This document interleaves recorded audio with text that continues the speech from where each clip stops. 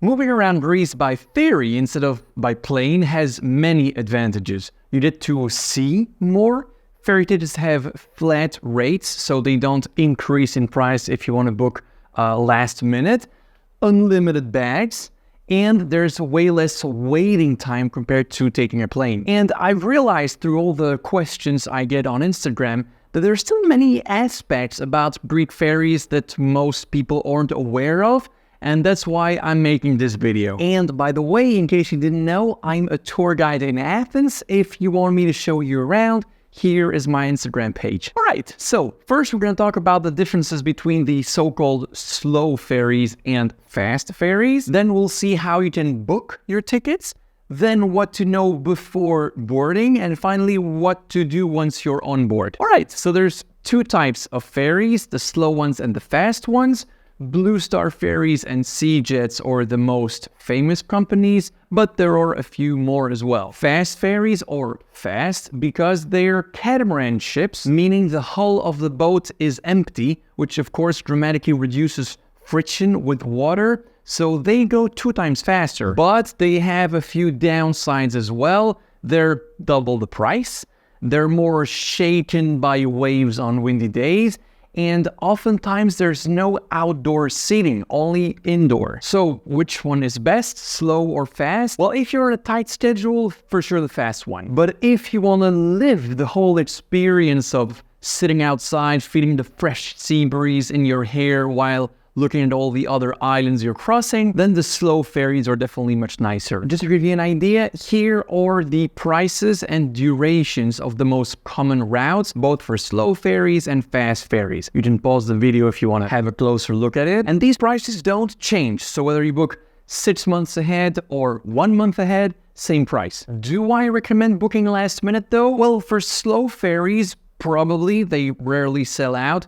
Fast ferries, on the other hand, especially on popular routes like Santorini to Mykonos or Santorini to Milos, those do sell out pretty much every time. So fast ferries, I'd book 2 or 3 months ahead.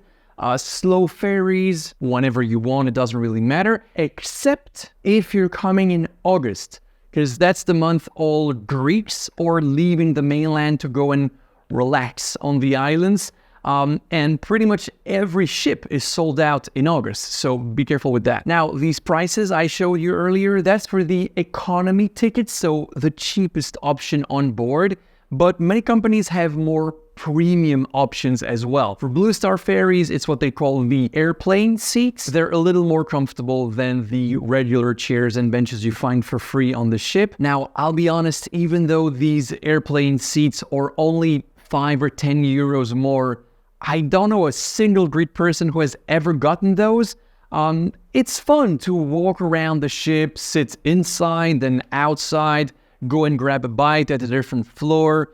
But so yeah, if comfort is important to you, then it probably does make sense to pay the extra 5 euros for comfy seats, otherwise just stick to the standard economy ticket. Regarding Seajets, all seats are airplane seats, so the difference in ticket price will be based on the location of the seat, which basically means window view or not. Again, I don't think you should spend extra money on that. You can't see much through these windows anyway. So just stick to the economy tickets, which Seajet calls the silver tickets. Oh, and if you're wondering whether or not those airplane seats, both for Blue Star Ferries and Seajets, are assigned, the answer is yes. The number of your seat will be written on your ticket. Now, how do you book those tickets? Well, I'm going to leave you down below the website all Greeks are using.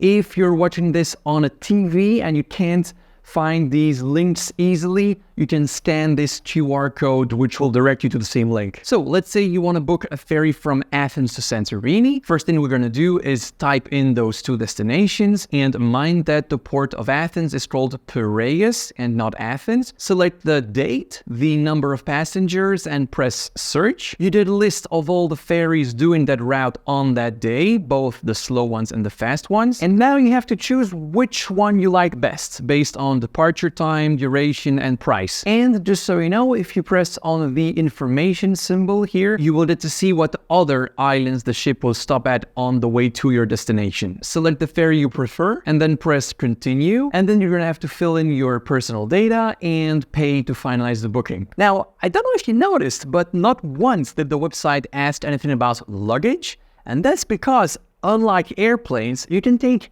as many bags as you want, no extra charge, which is pretty nice, right? Now, actually, if you go and read the general terms and conditions, there is a limit, but it's 50 kilos, so 110 pounds per person, which I'm pretty sure is enough. Now, very important, here's a few days you should avoid booking a ferry on, or a plane, as a matter of fact, because there will be strikes and or delays on those days. One last thing regarding ferry tickets, if you're coming during the off-season, so November to March, tickets are put online late October, not before. All right, you've booked your tickets, congratulations.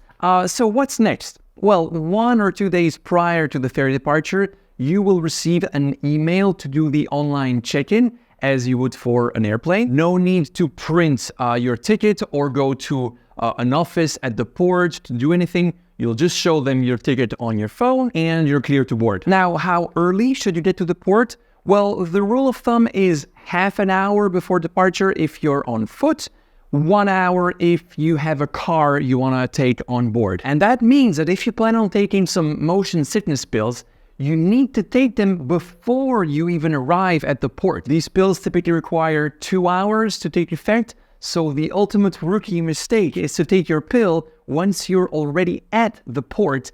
You should have done it back at the hotel. Now, here comes the trickiest part of all. How do you know where and when your ship will arrive? Because it's all a bit chaotic. You don't have big signs like you have at an airport.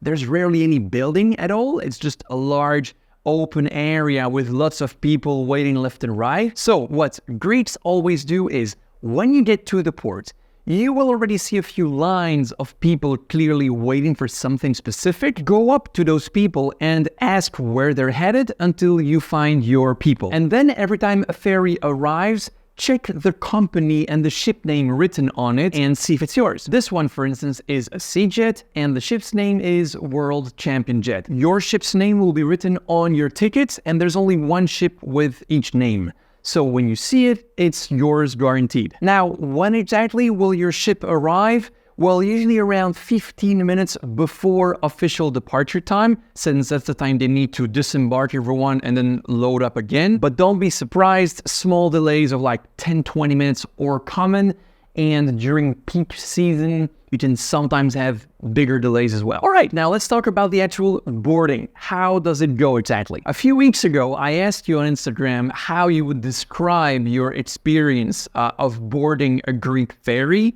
And the word that came back in nearly every answer was chaos. And yes, it's true, it is pretty intense. First, you have everyone disembarking from the ship, together with the cars, which are trying not to run over anyone, and then the boarding starts. There's no real line, everyone is trying to squeeze in. So yeah, don't expect something nice and tidy. This is Greece, we do it the chaotic way. Now, regarding your luggage, how does it work? Well, you can take all your bags with you upstairs if you want, but if you intend on moving around the ship throughout the voyage, your bags will probably become a bit of a nuisance. So if you want, you can leave your bags. There are always some racks just there as you enter the ship. They're free to use. Now, how safe is it? Well, pretty safe. I've never heard anyone getting stuff stolen. But still, don't leave any valuables in those bags. Take a separate backpack with you upstairs with all your valuables. So, congratulations, you're now on board the ferry. What is there to do during the trip? Well, if you're on a fast ferry, not much. You just go and sit down and wait for time to pass. The only thing there is, apart from seats, is a little snack bar in case you get hungry or thirsty. If you're on a slow ferry, however, then you've got way more options. First of all, you'll have to decide whether you want to sit inside or outside. Outside is, of course, more fun, but it can get pretty windy or very hot, and in that case, you probably want to go sit inside. And just for you to know, many ferries turn on the AC way too hard, and it gets super cold inside. So, little pro tip, bring a sweater with you. Even if it's super hot outside, you might need it. Food on board is decent, but nothing crazy, and it's a little overpriced. That's why Greeks usually grab some savory pies from a bakery on their way to the port and eat that on the way. But if you don't want to go through the trouble of doing that, no worries, food on board is fine. And of course, the main attraction on slow ferries is to go and stand outside at the back of the ship when docking at other islands on the way and get a glimpse at all these cute whitewashed houses on islands like Paros or Naxos, for instance. Beautiful sights. Oh, and one more thing, when you're at sea, it's common to lose reception, both phone and internet. So if you have an important email to send, do it before the ship departs. All right, now how do you know when you're about to arrive at your destination? Well, there's going to be an announcement in Greek first and then in English, 15 minutes before arriving, and then 10 minutes, and then 5 minutes. So you'll have plenty of time to see it coming. When you hear the second or third announcement, that means it's time to go downstairs to the vehicle level, take your bags off the racks, and then wait there for the ramp to go down. If you're specifically going to Santorini by ferry, you have some amazing views 20 to 25 minutes before arriving, because you first pass by Ia, which looks absolutely epic from sea level, and then you'll have the cliffs of Imerovili, which are also super impressive. So yeah, if you're going to Santorini, don't rush down as soon as you hear the first announcement. Stay up for a few more minutes to take in all of the views. All right, now, super important, there are a few new rules regarding the Acropolis tickets. So if you plan on visiting the Acropolis in Athens, definitely check this video out, super important. And for the awesome e-bike tour around Athens, it's this one. And there you go, that's it for today. Hope you liked it. See you in the next one. Bye.